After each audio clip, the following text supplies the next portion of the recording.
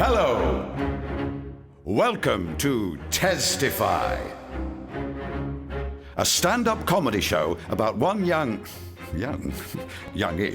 British Muslim man's struggles with Islamophobia, growing intolerance, and global polarization of viewpoints. Are you sure this is a comedy show? Bro, just say the words, innit? His struggles with his niece and nephew. Cheese boards. Oh, and there's a bit about chickens. But mainly, it's about how racism is fashionable again. In fact, you could say racism is so fashionable, it's the new black. See what you did there? Funny. Anyway, ladies and gentlemen, please welcome to the stage, This guy. Yeah! All right, testify!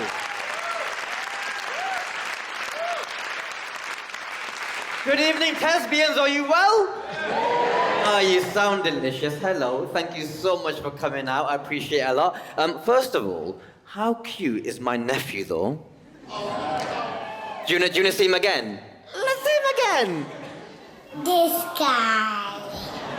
Guys, I've got a lot to get through, and I'm going to start now. Now, at the start of last year, I moved out of London and back home to Blackburn. #TEXIT. My favorite thing about moving back home to Blackburn was reconnecting with my family, in particular, my nephew and my niece. The worst thing about moving back home to Blackburn was reconnecting with my family, in particular, my nephew and my niece, who I think have made it their life mission to destroy mine. Now, only a few weeks after I moved back, probably, it was about May last year, May 2017, I was sat with them in McDonald's, because despite being the poster boy for anti-establishment terrorist comedy, I do still like going to McDonald's. Do not be fooled by the leftist ideals that I've got. I'm still Tezzy from the block, I think is how that full saying goes. And I was talking to them about Ramadan. It's about a week before Ramadan started last year, and I was explaining to them why they can't do it. The answer is they're too young and social services do not like it.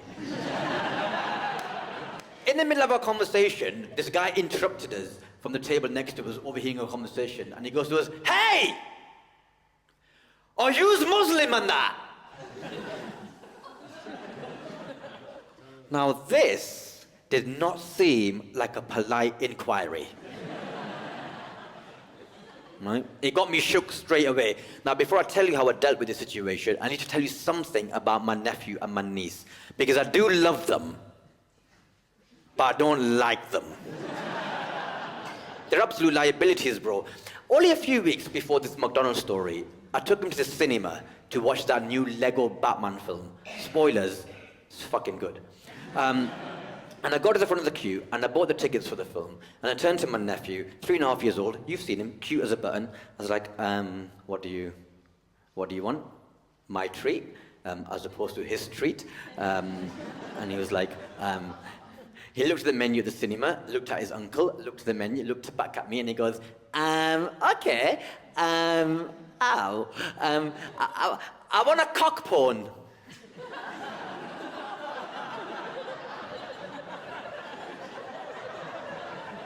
You fucking what? I want a cock porn. All right, I'm gonna shut this down immediately. I don't think it's that sort of cinema. Like, what you were asking for is incredibly niche, and mainly it's just mainstream stuff here, like a bit of Bollywood, but nothing like what you were asking for. Now, I know all the detectives in the audience have figured out what he was saying straight away. I'll admit, I was slow on the uptake that day, and a lot on my mind, get off my backs. Now, he is getting very agitated, because in his head, he has asked for a simple thing he can see in the menu, but his thick uncle can't understand what he's saying. So there's that quintessential British thing we all do. You know when you say something to someone and they don't quite catch it the first time, so you just say the same thing, but louder with more frequency? He starts making a bit of a scene. He's like, I just want a cock porn. Cock porn, cock porn, cock porn, cock porn. I want a cock porn. I start getting very anxious. There's a lot of people around. It's a very popular film. And I'm getting paranoid because I'm thinking that all the lovely people in the queue must be thinking, how much porn is that man showing that child that child now has a preference? Like, listen, I don't know what the game is, but I need to stop playing it immediately. Please be serious for 1 second. What do you want? I just want a cock porn, like you give me at home. That has never happened. That has literally never happened. That has never happened in the history of this relationship. I don't know what he's talking about. Listen, this is your final warning, or you're gonna get nothing. You go cock porn. Pick something else.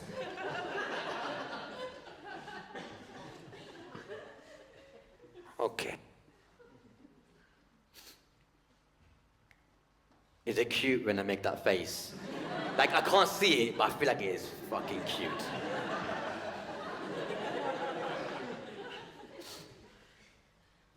I want a hot dog. Fuck's sake. If anything, that is even less halal.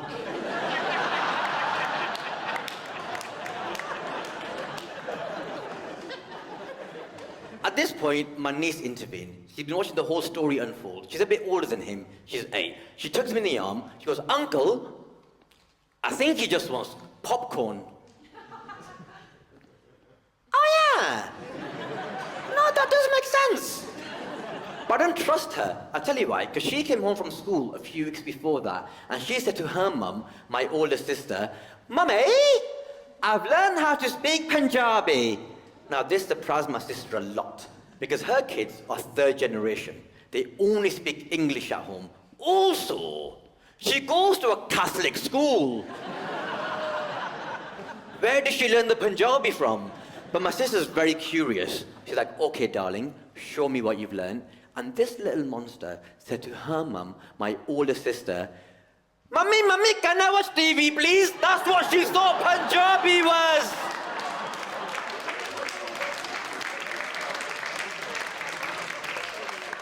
Someone at school is convinced that Punjabi is an accent and a fucking head bobble. And she's taken that information home to her mum. So when she was like, I think he wants popcorn, I'm like, I don't trust your translation skills. But then I thought, hang on. Just because you're wrong about one thing doesn't mean you're wrong about everything. And if there's a better allegory for modern political discourse, I'd like to see it. She didn't understand that either, don't worry. All right, I'm gonna go back in. Did you mean popcorn, lad? Yeah. Then why didn't you just say popcorn then? And I swear to God, he goes, 'cause I'm small?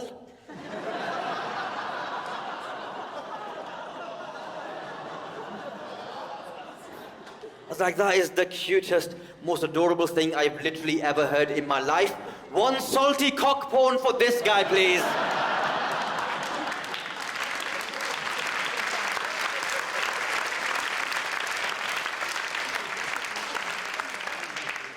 I was in McDonald's, and the guy goes, hey, are you Muslim and that? Now, I'm not ashamed to admit it, I got scared. Because as I said, this guy did not seem like the ambassador from Toleranceistan on some sort of innocent diplomatic fact-finding mission. Also, he was wearing a St. George's flag t-shirt, and it wasn't St. George's Day, and there was no international football tournament last summer, so I judged him. Now, I thought, hang on, God, this guy might be one of those, what we call in the industry, Islamophobic bigots. And Islamophobia is a pervasive, dangerous, money-making industry that has affected our institutions, our academics, our politicians, especially our media. Hate crimes against Muslims have risen exponentially over recent years, and the only attack I'm willing to tolerate in a McDonald's is a heart attack. And I thought, God, I moved out of my liberal metropolitan London bubble back home to Brexit-voting, Labour-supporting, racially segregated Blackburn. I'm in the frying pan now. I'm living it. I thought, God, what sort of a world are we creating for my niece and nephew? What sort of a world are they growing up in? I'll tell you what sort of world. The sort of world where this is a thing. Give me a cheer if you know what this is. Give me a cheer if you don't know what this is. Oh, a couple of you, you're in for a treat. Right, if you don't know what this is, Punish a Muslim Day, 3rd of April 2018. Now, this was a real-life letter pamphlet, leaflet. I'm not sure what they're calling it. I've not had a chance to catch up with the lads yet. That was sent to real-life Muslim households in the lead up to 3rd of April 2018. Now, I've got a lot I want to say about this, mainly because, look, I get it. You start a new venture, you want it to be a big success, but this, unfortunately, it didn't kick off in the way I think the originators wanted it to kick off. I had to punish myself on the 3rd of April. I had 4 Easter eggs, the big ones as well. It was 1.5 max, 4, it was too much. Because look, these lads, hard-working lads, obviously lads, they must have got together, probably upstairs of Wetherspoons. It'd been a long day. They proper workshopped it and stuff. They got all their marker pens out. They got a very whiteboard, and they workshopped this thing, and it didn't kick off. And I think, new ventures sometimes take a bit of time. So I'm just going to give them some tips. So when they do this again next year, it'll be a lot better. Now, first of all, the date that they chose was very interesting. 3rd of April 2018. You might not remember, but the 3rd of April was literally the Tuesday after Easter Monday. It's almost like someone put their hands up and thought, oh, what would Jesus want the day after he's resurrected? And someone else went, oh, he'd want to twat a Muslim. And that's what they've gone for. 3rd of April also happens to be, coincidentally, is it? Nigel Farage's actual birth date. We all know Nigel Farage, the patron saint of bigotry dressed up as cheeky banter. Now, the lads, long day workshopping at the top of Wetherspoons. This is what they came out with. They came out with some text to kind of rally the troops. And this is what they came out with. They have hurt you. They have made your loved ones suffer. They have caused you pain and heartache. Bro, who did you not text back?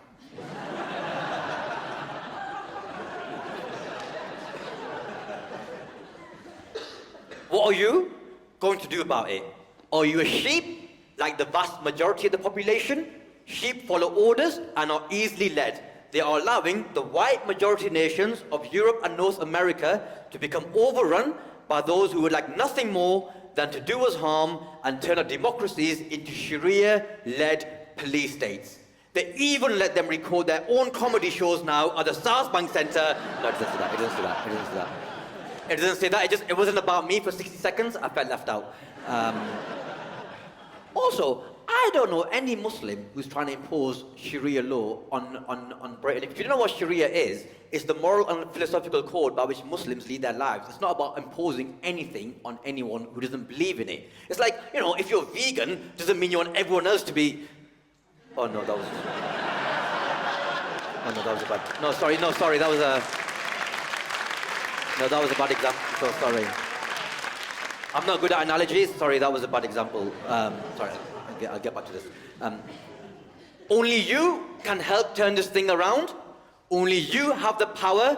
Do not be a sheep. And there's a game show which I'm going to go into in a second. Now, I think the biggest strategic flaw in this entire thing is that at the end of the workshop, they've obviously delegated tasks. And the task that was delegated to the person who had to distribute this has obviously misunderstood the task. Because this was addressed to non-Muslims, about Muslims, but then sent to Muslims. Like, if I want to rob a bank, and I want to get some recruits, I'm not going to write a letter to Barclays, am I?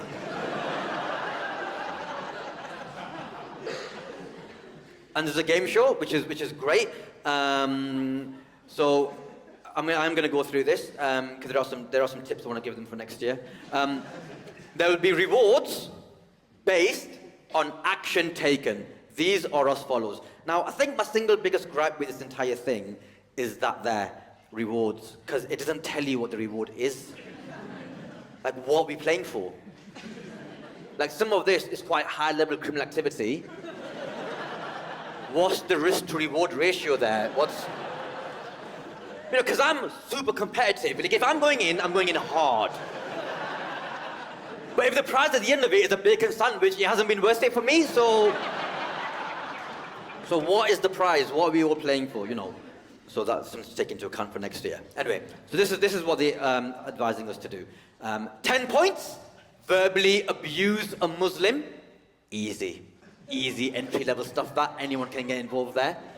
Like if you just see a Muslim across the road, be like, "Oi, shit shoes." 10 points. Easy stuff, that, innit?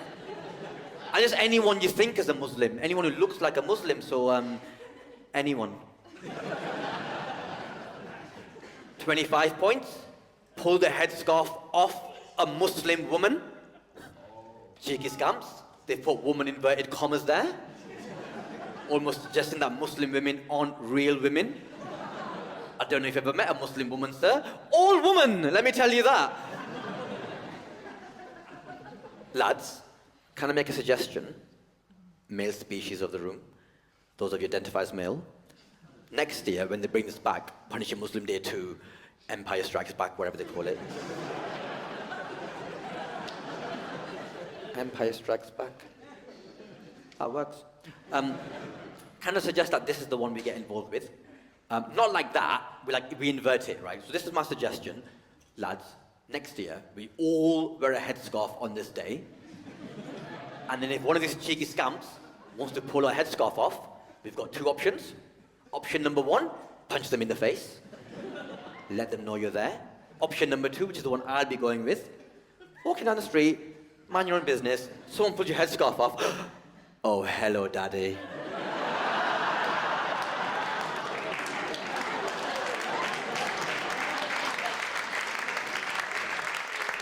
Because my guess is that the Venn diagram between these people and homophobes is it's a circle. It's one circle, isn't it? 50 points. Throw acid in face of a Muslim. You're out to gasp there. Absolutely, because that is not enough points.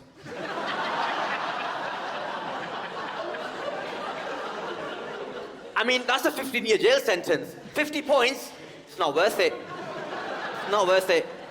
So I say, unless they up the ante on that next year, unless they have you a lot more points, don't do that one.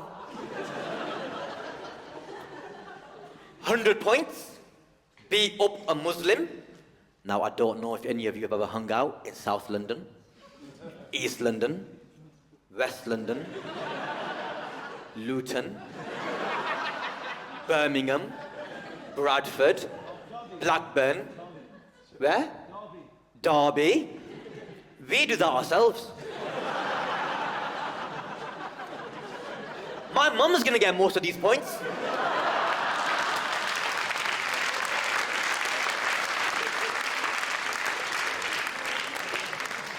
We got this. The next one is my single favorite one. 250 points. Torture a Muslim using electrocution, skinning, or the use of a rack. Who owns a rack? Do you know what a rack is? It's a medieval torture instrument. Who's got that lying around at home? Who's had that passed on generation to generation to generation, thinking, finally, I can put this heirloom to good use?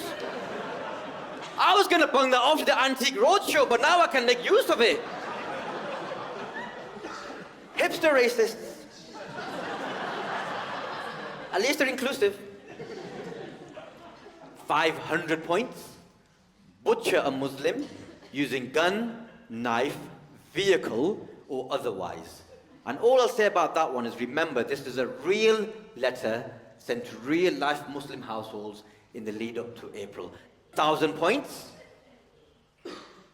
Burn or bomb a mosque. Bro, between me and you, yeah, I am sensing a really good opportunity for insurance scam. Customer, what we do, yeah?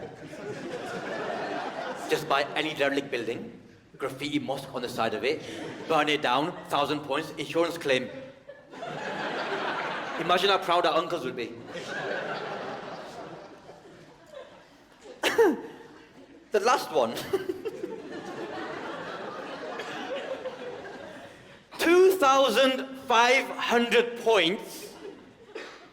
Nuke Mecca Now, I want to make a suggestion, London, that if you somehow overcame the infinite logistical hurdles that it would take to nuke Mecca, surely you've won the game.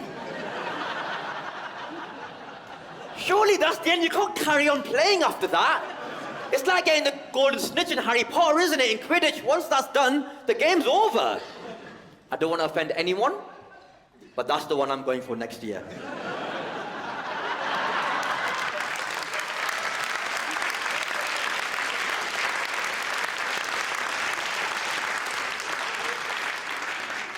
There's 84 of those bad boys around the country. I'll race you. Now look, I can deal with these things with wit and humour. I'm a comedian, I have a platform, I have a stage from which to do it. But how's my niece or nephew meant to deal with it? What sort of a world are we creating for my Asian, working class, northern, Muslim nephew and niece? Plus my niece is a little girl, so she's got to deal with that patriarchy bullshit as well. Then I thought, hang on, everything they are, I am, apart from being a little girl, fuck off.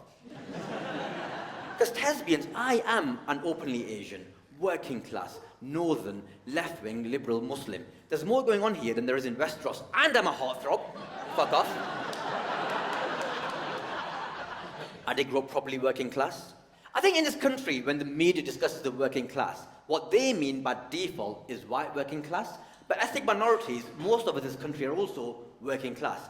I identify a lot more with Jimmy of the estate than I do with Sachin, who went to private school and then Cambridge. The only difference, as far as I can tell, between white working class and Asian working class is that one of us loves chicken tikka masala and the other is Asian. Okay, that is the only difference.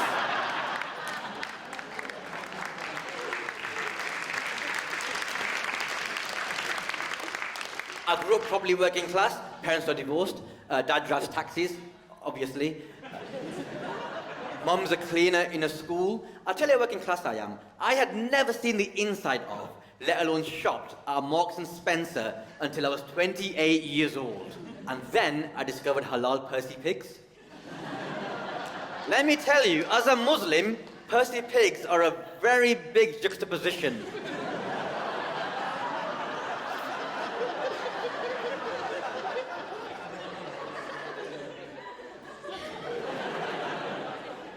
When I was at high school, Mum would go to parents' evening. And when the teacher would inevitably tell my mum that I messed about too much, my mum's response to the teacher would be, "Hit him!"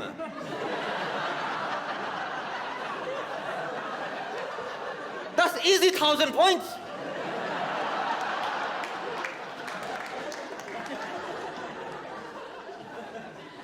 When I was at college, I did general studies for one of my A-levels. And in this one assignment that my lecturer set us, he told us we could write about anything we wanted to write about, and I wrote about the racism that my granddad had to endure when he first came to this country in the 50s. Now, I was very proud of this essay. I put a lot of heart and soul into it. The only bit of feedback that my lecturer gave me, he circled, every time I wrote the word Paki, he circled it, and on the side just wrote a note next to it saying, that should have been a capital P. What? Apparently it's a proper noun. I don't even know what a normal noun is. I'm a mate, you're going to give me some more critical feedback on some of the ideas I was trying to express in this piece of work. In front of everyone, he goes to me, "You know, Tez, you're incredibly uncouth." To which I said, thank you. Because I didn't know what uncouth meant. I now know it means northern. I think there's an assumption that working class people, we hate posh people. And for me, I do. I'm a massive inverse snob. I didn't realise how much of an issue it was until I started dating this really nice young woman last year. Very posh though. Absolute posho. Textbook posho. I'll tell you how different we are. She thinks Boris Johnson would make an amazing candidate for Prime Minister, whereas I think Boris Johnson would make an amazing candidate for the human centipede.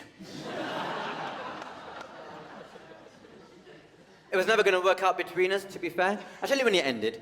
It ended for us when she invited me to one of her best friend's house parties. A lad called Sebastian, obviously. Now, I love a good house party, one of my favorite things to do in the world, but I've never been to a house party like this in my life. My favorite thing about a house party is the food table. There's nothing I like more than getting Maltesers and cock porn on. Now,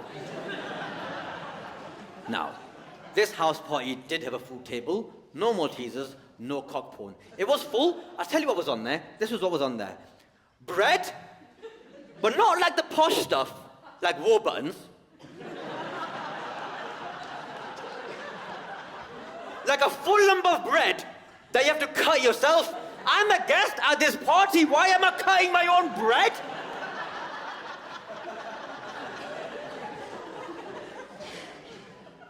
Olive oil.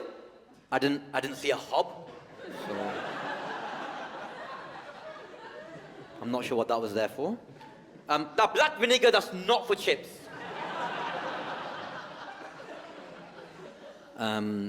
Oh God, this is embarrassing. Those little vegetable grapes. Huh? Olives.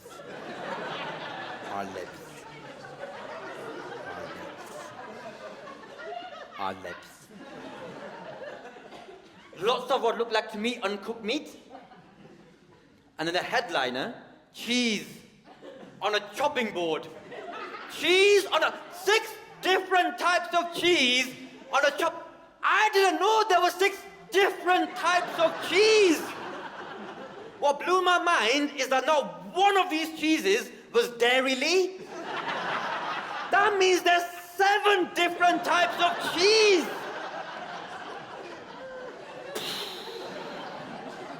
Blew my tiny little mind. Honestly, put me in front of an all-you-can-eat Indian buffet and I am Lionel Messi. But in this situation, I was so out of my depth. I was like a lion in a vegan cafe. I was like a racist in a tanning salon. I was like a Tory MP in any situation that requires compassion and empathy, okay? I did not know what to do. I must have been stood there uncomfortably too long. There was one other Asian guy at this party. He was wearing red chinos. I'm not sure what happened in his life. He spotted me out the corner of his eye, panicked, dropped his hummus, raced over, and just whispered in my ear so sincerely, "Get out."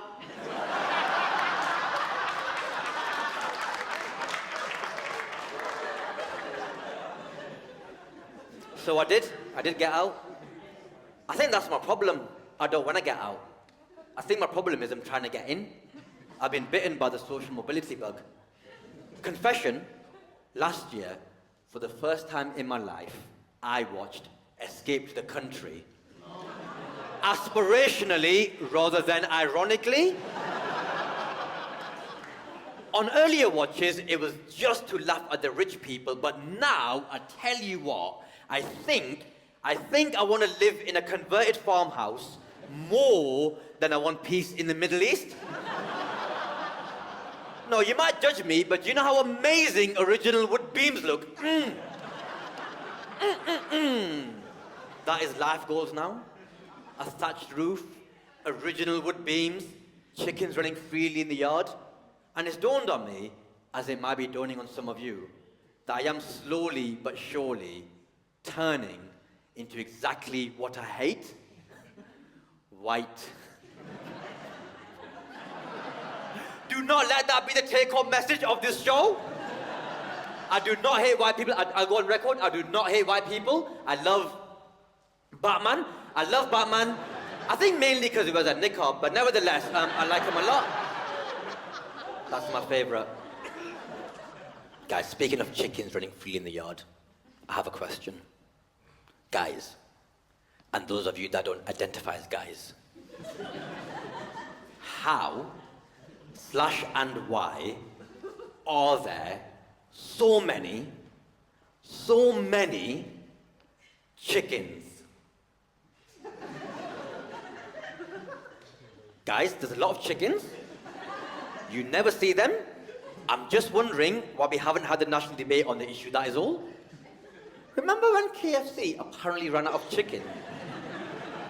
Some of you dickheads call the police.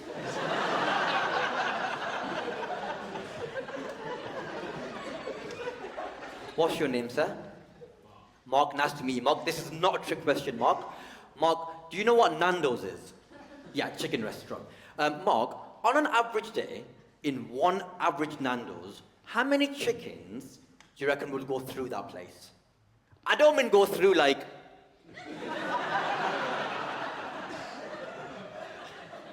Mom! Not like that. I don't mean like that. I mean like get through. One average Nando's, one average day, how many chickens do you reckon they get through? 300 chickens! That's already a lot of... Guys, if there were 300 chickens in here, we would know.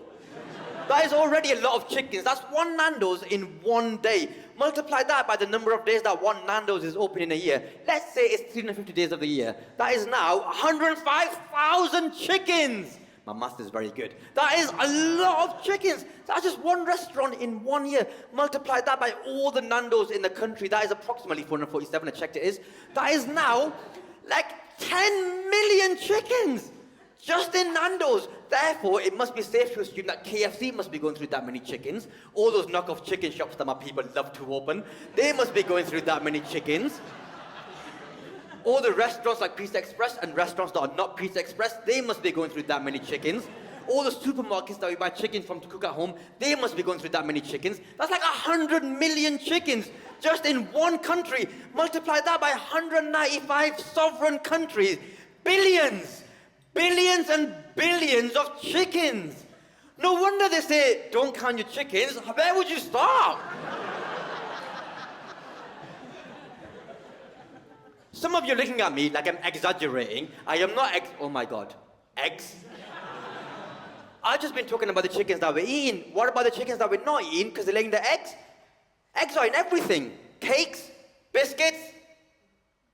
They're in a lot of things. Okay, hang on. All right, let me work this out. There's all these chickens over here that we're eating, of which I've established there's billions. There's all these chickens over here that we're not eating, of which there must be some billion because they're laying all the eggs. And the eggs are split into eggs that we're eating, and eggs that we're not eating because they're growing up to be split into chickens that we're eating, and chickens that we're not eating because they're laying the eggs that are split into eggs that we're eating, and eggs that we're not eating because they have to grow up and are split into chickens that we're eating, and chickens that we're not eating because they're laying the eggs that are split into eggs that we're eating, and eggs that we're not eating because they're growing up and are split into chickens that we're eating, and chickens that we're not eating because they're laying the eggs that are split into eggs that we're eating, and eggs that we're not eating because they have to grow up and are split into chickens that we're eating, and chickens that we're not eating because they're laying the eggs that are split into eggs that we're eating, and eggs that we're not eating because they're growing up to be split into chickens that we're fucking hell.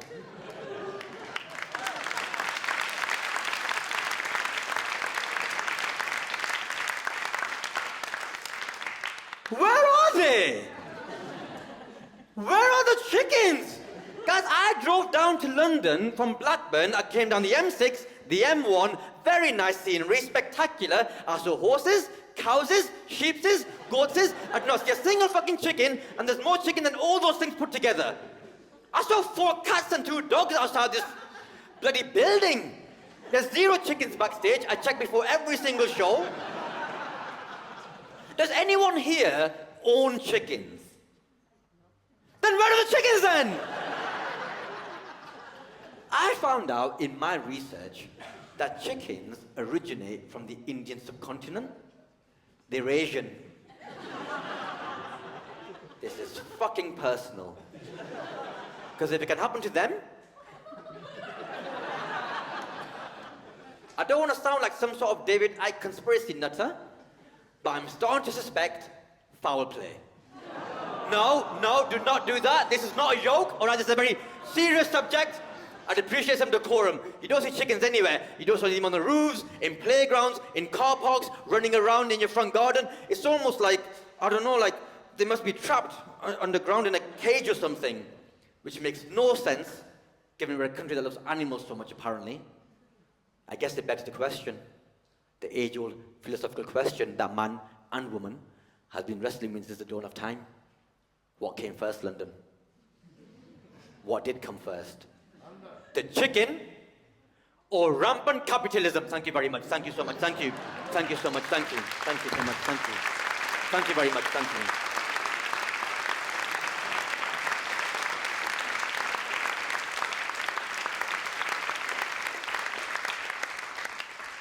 I got really distracted. I was in McDonald's. Sorry, I was in McDonald's. And the guy goes, hey, are you Muslim and that?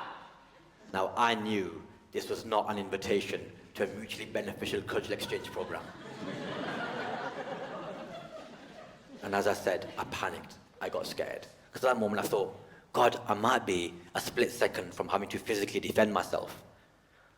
And look, I don't want to say I'm a chicken. I would do that, right? Throw hands if I have to. I'm not a pacifist. But I don't want to do that in front of my niece and nephew. I don't want them to see that. Their uncle getting twatted.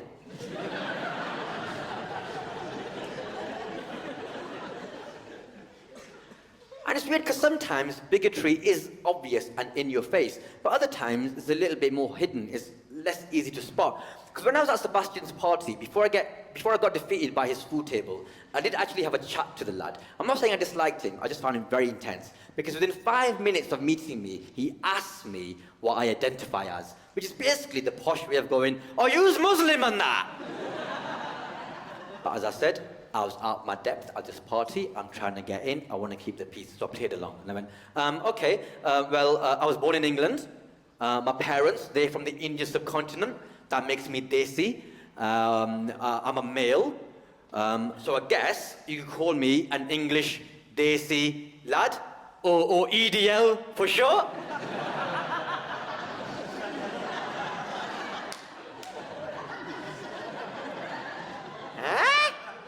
This guy, he loved that. Of course he did. Yeah, no? Oh, very funny, Tez. Oh, woo. I must say, Tez, I really admire the dignified way in which you carry yourself in a country that is becoming increasingly hostile to your very existence. Did you plan that Witherspoon's workshop, bro? What is going on? He carried on. Bro, if I had a genie, I would wish there was no more racism. Okay, there's two things wrong with that. First of all, your use of a genie is actually cultural appropriation. Secondly, are you trying to kill my stand-up career, Sebastian? Like, I hate racism, I do, but I love my career in stand-up more than I hate racism. If Sebastian did have a genie, genuinely, this is what I'd want him to wish for. I wish for not so much racism, that Tez is in any physical danger, but enough racism that he continues to be inspired to write not quite award-winning stand-up comedy.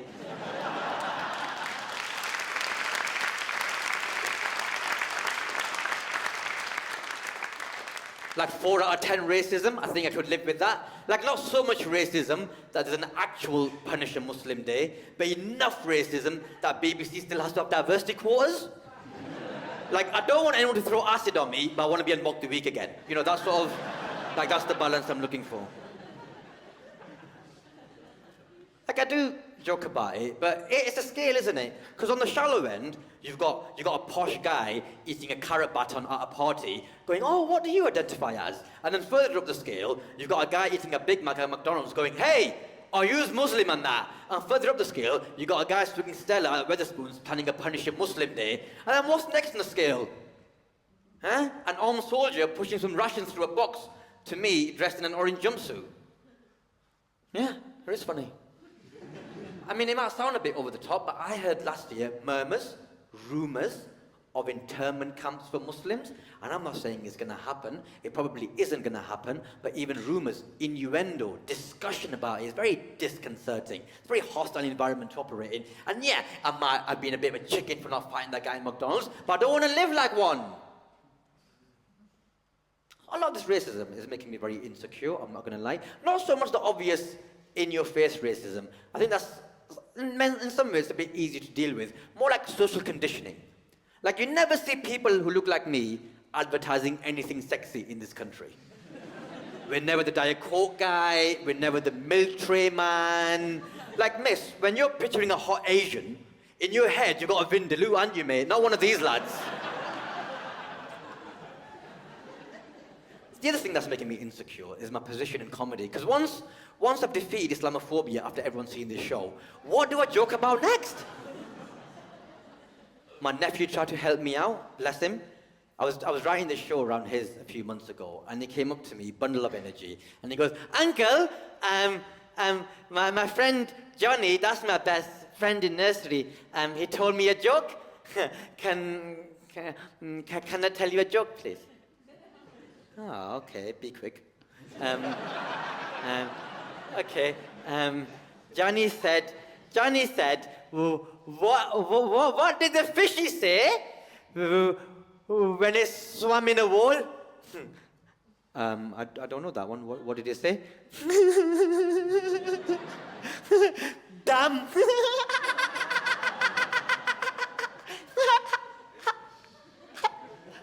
And it did annoy me, because it did make me laugh.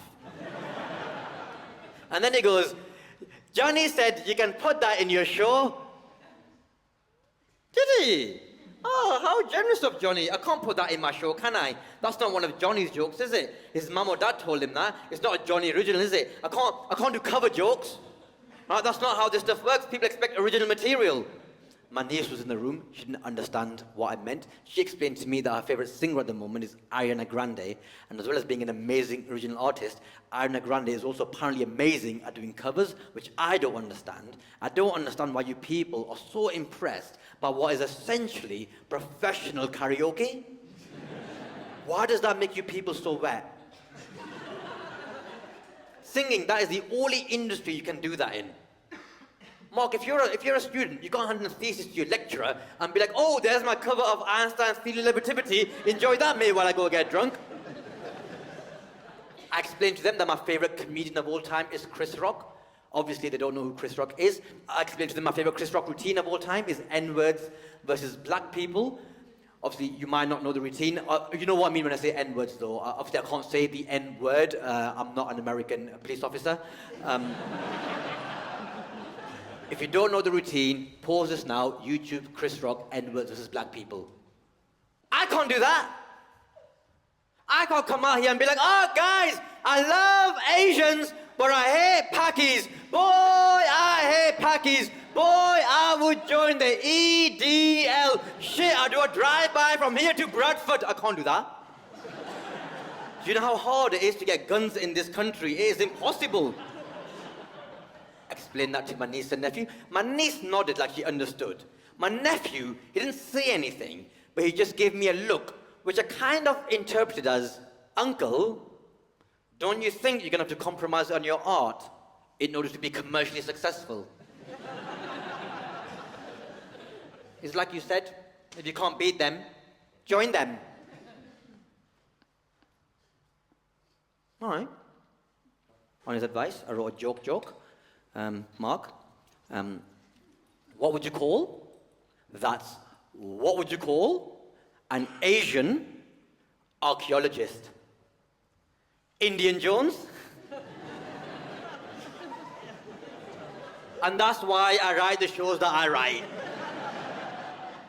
What's making me genuinely insecure is actually alopecia. For those of you that don't know what that is, it's when you get a random hair loss on your body.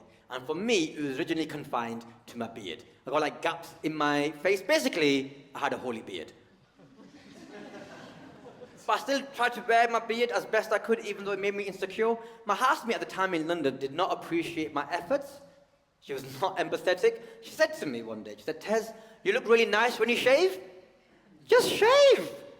To which I said, "Thank you, Rachel. I guess that is quite sweet. And just so you know, the feeling is completely mutual."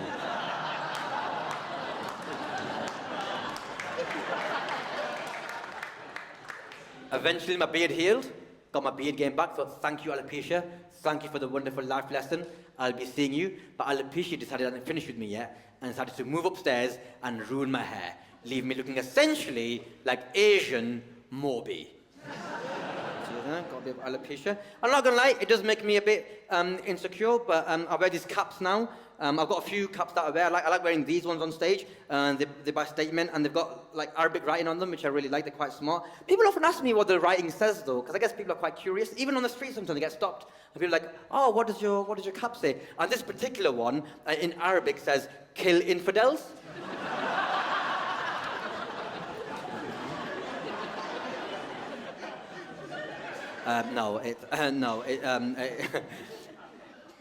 It says hope in Arabic, which means love, which means I'm wearing my heart on my head. I was in McDonald's, and this guy goes, "Hey, are you Muslim and that?" Now, as I said, this did not seem like an affable approach. Now, okay, fine. I can see some of you looking at me thinking, Tez, nothing has happened so far. You keep telling us this guy aggressively shouted, "Are you Muslim and that?" What else happened? This guy might have had Tourette's. He might have been Greek. That's their default setting. And you might be thinking, Tez, maybe you're just being extra sensitive. And you might be right. Maybe I was being extra sensitive. But I don't think that's unfair, given that we've just come through Punish a Muslim decade. Right? I don't think Muslims, we don't have to look very far to find a lot of Muslim bashing day in, day out. We don't have to work very hard to see this sort of thing. And seeing this sort of thing day in, day out, it will make you sensitive. In private and in public. It's awful, isn't it? Because you look at that and think, that is someone who's come through our education system and was never told what a proper noun is.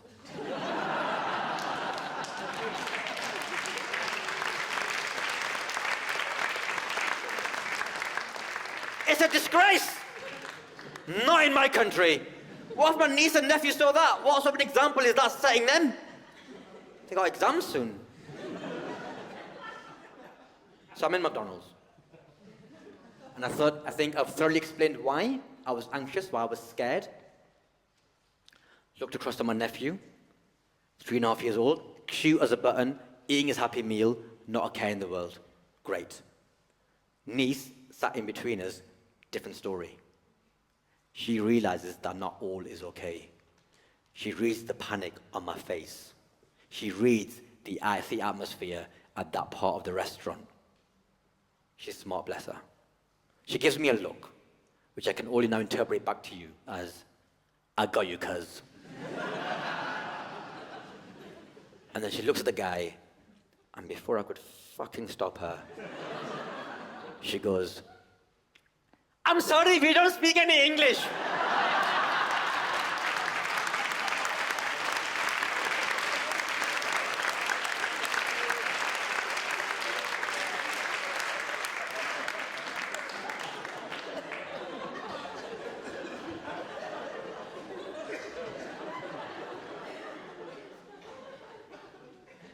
He took my niece's genius intervention of, "Oh yes, we are the most Muslim of Muslims, how may we help you?" Because he followed up with this question. "Yeah? What do you think about ISIS?"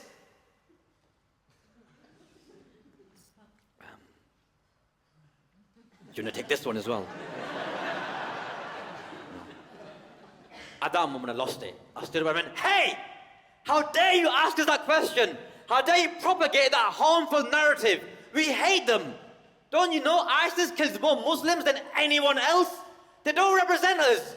In the same way that Nazis do not represent white people. In the same way that football hooligans do not represent David Beckham. And in the same way that the Daily Mail does not represent fair and decent journalism. Fuck off!"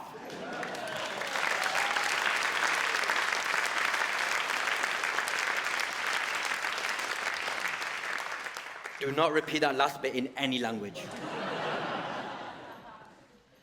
Now, guys, listen to the story.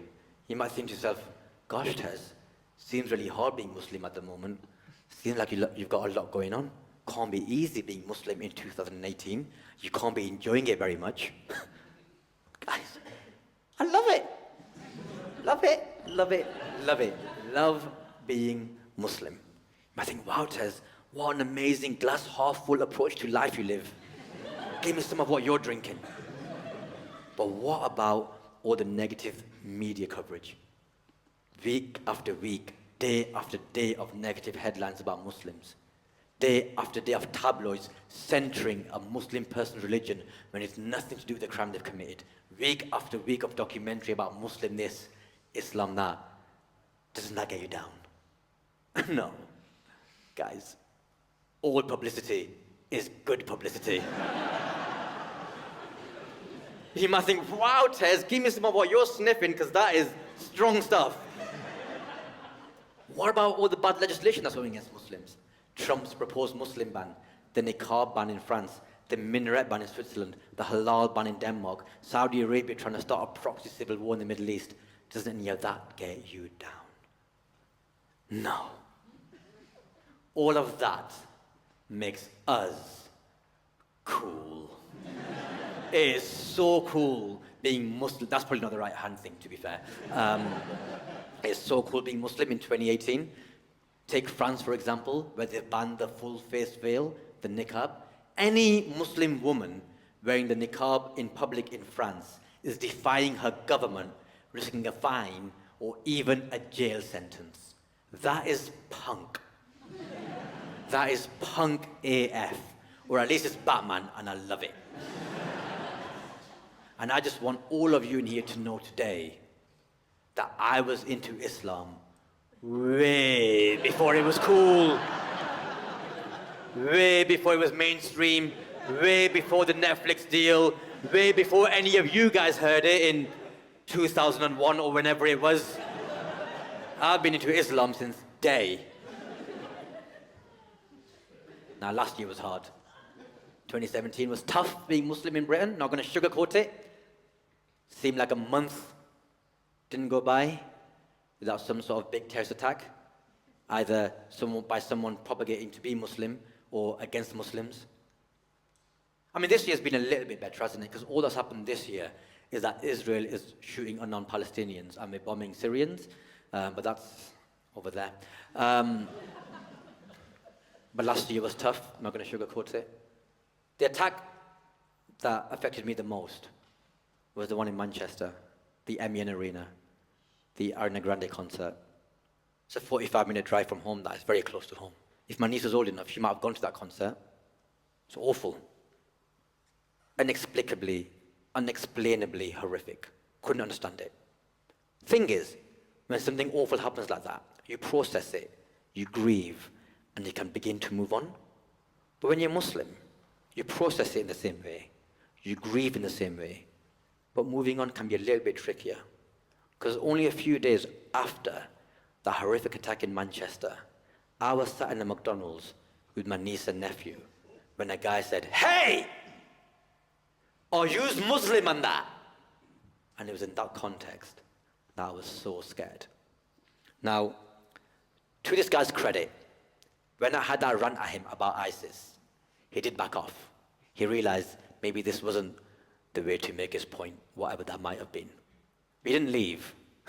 He stayed to make a bit of small talk. I made small talk back. I don't want to escalate things.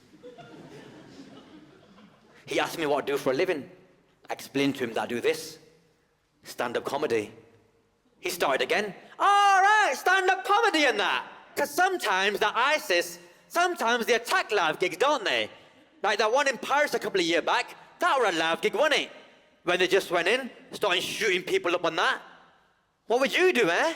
If you were on stage and that happened, what would you do?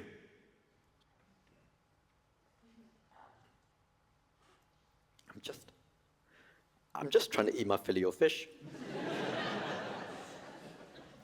I thought of something smart, something witty to say back to him, but nothing would come quick enough. At that moment, my nephew decided it was his turn to enter the party. And he looked at me, and he looked at the guy, and he goes,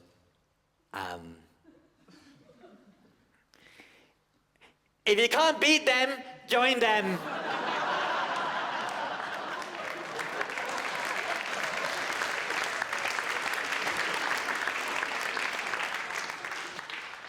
In my head, I was like, O-M-A.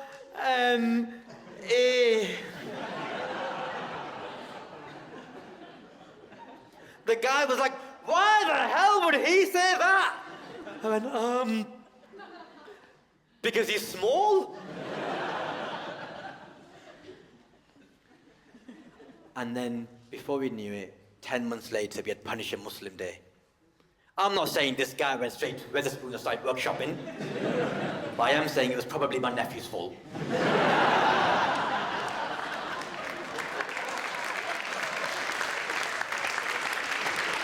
I'm only going to cover more thoughts, that have been absolutely amazing. Thank you for coming out. Now look, I don't know how the world is going to change in the next 5, 10, 20 years. I don't know what my niece and nephew have got to look forward to. I don't know what they've got to be wary of. All I know is that things are changing so fast. Politically, technologically, kinetically, I couldn't think of a third one. And all I know is that just the entire world is just a loggerheads with each other. It's so binary out there at the moment. It's like yes or no, black or white. And it seems in the future we might have two choices to make, a fork in the road. If we choose one side, we'll end up with some sort of Emperor Trump-Putin situation. If we choose another path, we might end up with a socialist utopia where we look after one another. I don't know. For me personally, I hope there's some changes in my life. You know, next year, maybe that alopecia will heal. 5 years' time, buy that farmhouse in Lancashire. Have a couple of rescue chickens in the backyard. Have a couple of 1,000 rescue chickens in the backyard. 10 years' time, my niece and nephew, they'll be old enough to come see me do stand-up live. I'll sit them right there at the front, get them back for that Punjabi cockporn nonsense they put me through. And who knows, in 20 years' time, it might even be acceptable for comedians to do covers. And who knows, remember little Johnny, my nephew's best friend at nursery? Maybe Johnny will grow up to be the world's greatest cover comedian. Maybe Johnny will go all over the world telling other people's jokes. And who knows, in 20 years' time, Johnny, bless his soul, he'll be only 24 years old, and in the year 2038, he might come on this stage itself at the Southbank Centre, God bless it, he'll still be standing. And he'll come out here and do an hour of the world's best cover jokes, and little Johnny might come out here full of energy going, guys, I love white people, but I hate crackers. Boy, I hate crackers. Boy, I would join the Islamic State of the Middle East. Shit, I'd do a drive-by from here to the Cotswolds. It'd be amazing. Then who knows? He might do one of mine. I might be so blessed that he does one of his best friends' uncles, and he might come out here full of energy, little Johnny, and be like, guys. And those of you that don't identify as guys, how / why are there so many Muslims? Get us so many Muslims! New character. What's your name, mate? Mark, nice to meet you, Mark. Mark, do you remember what Nando's was? Do you remember that chicken restaurant we used to have before the vegan revolution of 2032? Do you remember? Do you remember that? Think back if you can, Mark. Think back. On an average day, in an average Nando's, how many Muslims do you reckon would go through that place? 300 Muslims! There's so many Muslims! Oh my God, there's so many of them! That's just in one Nando's in one day. Multiply that by the number of days that one Nando's is open. Multiply that by the total Nando's in the country. Multiply that by all the KFC, all those knockoff chicken shops that are opening themselves, all of the supermarkets, all the takeaways and restaurants. Multiply that by 195 sovereign countries. Billions, billions and billions of Muslims. Where are they? Where are all the Muslims? Does anyone here own Muslims? You never see them. There's 0 Muslims backstage. I check before every single show. You never see them anymore. God, it's almost like they must be trapped underground in a cage or something. It's quite ironic, really, because this joke that I'm covering, it used to belong to my best friend's uncle. He used to be a comedian back in the day. But I haven't seen him or my best friend, or his sister. Not since the purge. I don't understand how we let it happen. I thought we contained racism at 4 out of 10. I tweeted twice a day, shared all the petitions, shared all of Owen Jones's videos. It's almost as if being a well-meaning liberal isn't enough. The last time I saw my friend, he gave me this hat, which his uncle gave to him. Apparently, it says love in Arabic on it. I'd laugh if I wasn't so heartbroken. I guess it begs the question, what came first? The Muslim or rampant apathy?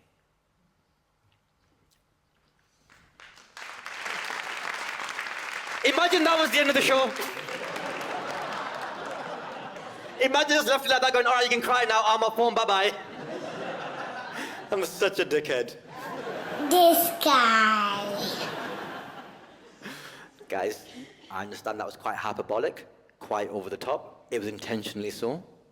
Because look, I don't know what's going to happen. A lot can change in a short amount of time. 2 years ago, we thought the idea of a Trump presidency was a fantasy. The idea of Brexit was a pipe dream. Both those things have happened.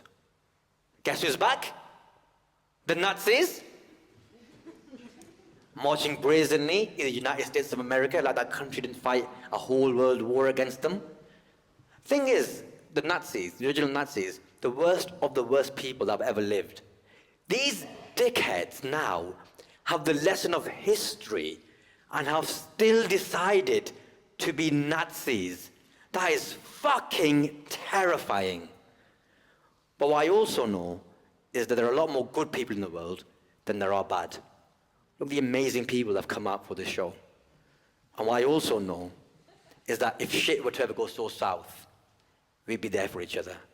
We would not allow that sort of oppression to ever take place again. Not just on religious grounds, for any reason. Which is why I propose a Punish a Nazi Day every day.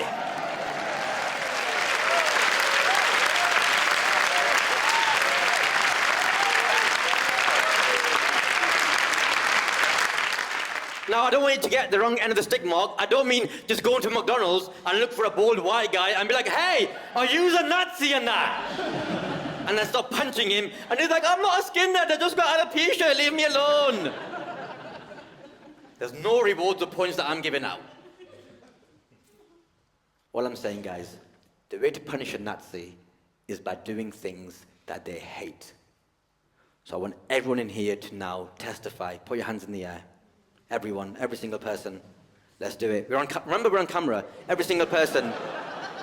Testify that I will punish a Nazi by not hating people who are different to me, by fighting injustices, and mainly by using correct grammar. I've been Tez Ilyas. Good night. Allah bless. Thank you so much.